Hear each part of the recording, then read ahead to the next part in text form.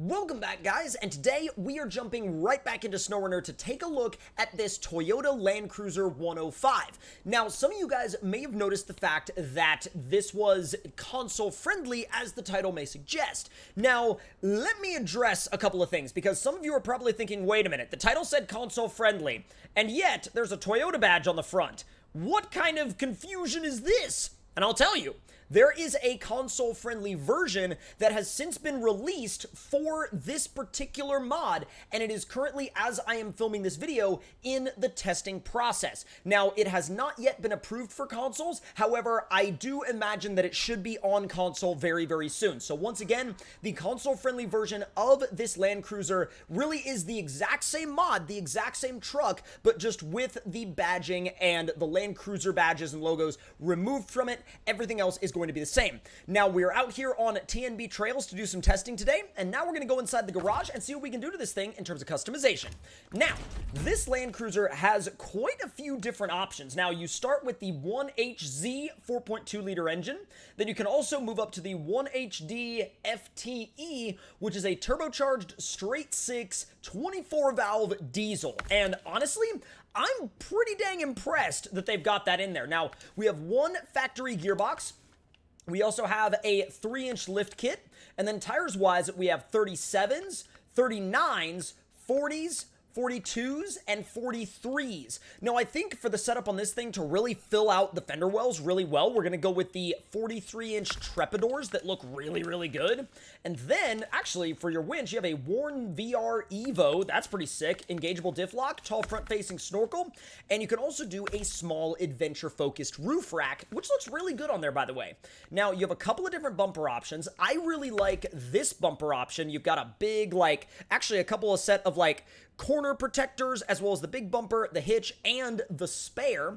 And then now, for the front bumper, you have quite a few different options. You have this one, which comes with your front bumper, your lights, your winch, and your antennas. And then this one has some, fender protectors. And then the other one is, I believe, just the steps, but without the fender protectors. So I'm going to do all of the options. And then wheels-wise, you have this first option and then the second option. The second option is a lot more of a old school beadlock design, and then this one is kind of a more basic 5-spoke style. We're gonna do the beadlocks, and then it seems as though right now there's no interior customization and that the color is locked, but on future versions of this mod and the console version, you may or may not be able to change the paint color. So let's fire it up and do a flex test.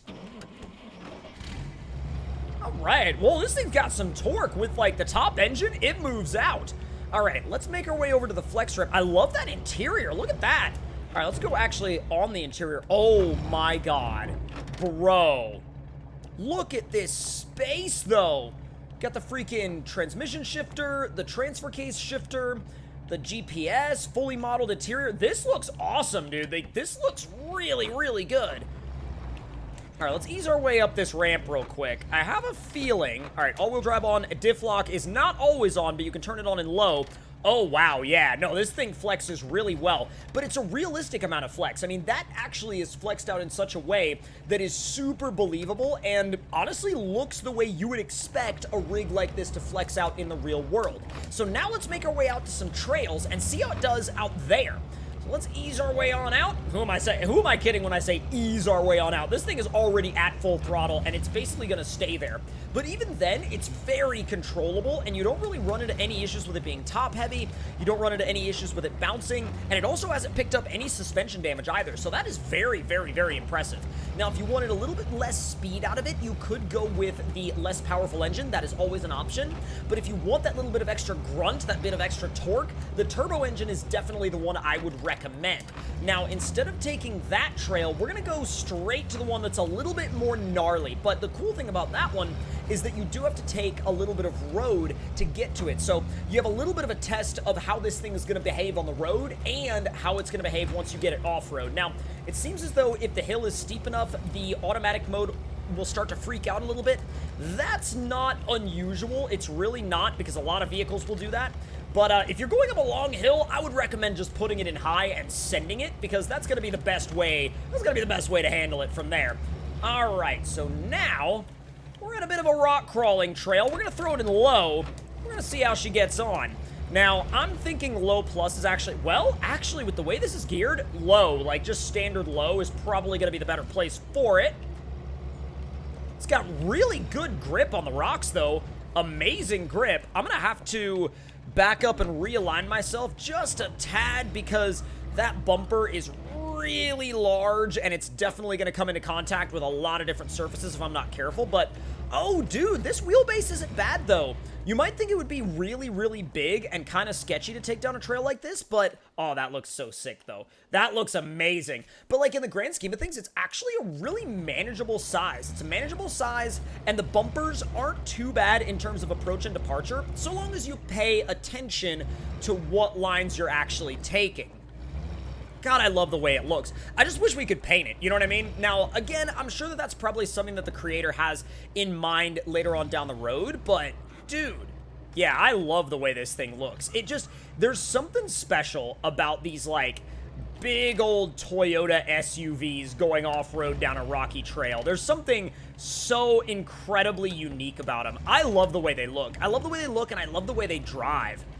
Easy does it there. See, even coming down something relatively steep like that, we didn't really scrape up the bumpers all that badly. And you can drive this thing in a very realistic way and take some really realistic lines, and it kind of rewards you for it, actually. Yo, that is such a good look at it right there, though. Oh, man, that looks so good. I cannot help myself from stopping to take pictures of this truck because it's just so photogenic. I mean, I love this particular body style of Landcruiser as well. And I'm sure that everybody has their favorite Landcruiser body style. This just happens to be one of my favorite Landcruiser body styles. Now, granted, in terms of Landcruisers, I definitely like the 80 a little bit better in terms of body style and just available options and, aftermarket support and stuff like that. But that's not to take anything away from this cruiser. This cruiser is awesome. It's so nice. Now, let me see. I'm gonna have to, like, really dial back the amount of photos I'm taking. Oh, there it is. I love how the second I say I'm gonna have to dial back the amount of photos I'm taking, I literally find the perfect photo opportunity. Dude, I cannot get over how cool this thing is. It's set up the exact way you would want it to be. With like the solid axles, the 42 to 43 inch tires, the freaking suspension setup, the overland gear. You could have your own virtual overland expedition in SnowRunner with this, and you could make it a realistic one. And that's like one of the coolest aspects of it. Easy. I know that line that I took back there was not the most realistic. I probably would have gotten hung up really bad if that was real life, but trying to ease my way through here without getting into too many sketchy situations. That would definitely be a sketchy line IRL. I'm gonna back myself off of that hill so I don't run into any other, strange problems. Back into low. Ooh, I would be beating up that rock slider in real life right there. I don't know why it was like gravity pulled me into the rock or something. Not even gravity, but like a weird rock glitch. Something wonky's going on with the traction right there. That's not the vehicle, though. I think that's a weird glitch with the relationship between the tire and the rock surface. It's sometimes that you can have some weird scenarios like that, and it just happens, It's kind of one of those SnowRunner things. But even there, like, the turning radius is amazing, and it, like, scrambles its way up these hills with zero issues at all. Bro, I have got to give the creator of this thing mad props because it feels very, very, very capable while also feeling very realistic and very well balanced. I've got to give him just the absolute biggest of props, bro. And look at this. You can just keep that momentum going. We're in low. That's like, we're just cruising. Just cruising in low, and it just works. There's no part of this that, like, at any point you feel like, oh, that feels wonky, or oh, that doesn't work. Like, outside of just typical SnowRunner things, this, dude, oh my, top notch, bro. Oh God, I forgot that the trail dropped away like that right there. And that line was bad because it set me up horribly. I'm gonna use that to turn myself.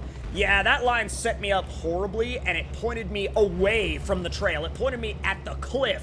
Yeah, you kind of have to be careful to not point yourself at the cliff, but as long as you don't do that, you're A-okay. Oh, God. Well, it certainly got plenty of grip, because it went up the hill I did not want it to go up. I was like, oh, it'll probably just slip and fall back down off that hill. Yeah, no, it didn't do that. It didn't even remotely get close to doing that. Drop that axle down. Heck, you could even go into low minus if you wanted a really slow crawling experience. And I'm sure that it's got more than enough grip to put low minus to use. Oh, yeah. Like, literally no question about it. This is full throttle, by the way. And it's just, you know, lumbering along. There's a couple of times when it'll get twisted up and it'll think about it for a second, but once that power gets back down to the wheels again, it'll find grip. You know, you just gotta trust it. Especially when you're driving it in you know, low first gear. You've really gotta trust that it's gonna do what you ask it to do. But once you trust it, it is so much fun to drive. Like, this makes you want to spend hours just exploring TNB trails at a slow, realistic pace. And I think any vehicle that can make you excited to do that is definitely worth driving. And also, too, the fact that this is coming to consoles just amps that factor up even more. But I really hope you guys enjoyed this look at this Land Cruiser. And if you did, make sure to let me know your thoughts and opinions in the comments below. Hit the like button if you enjoyed, subscribe if you're new, and I will see you guys next time. Talk to y'all later.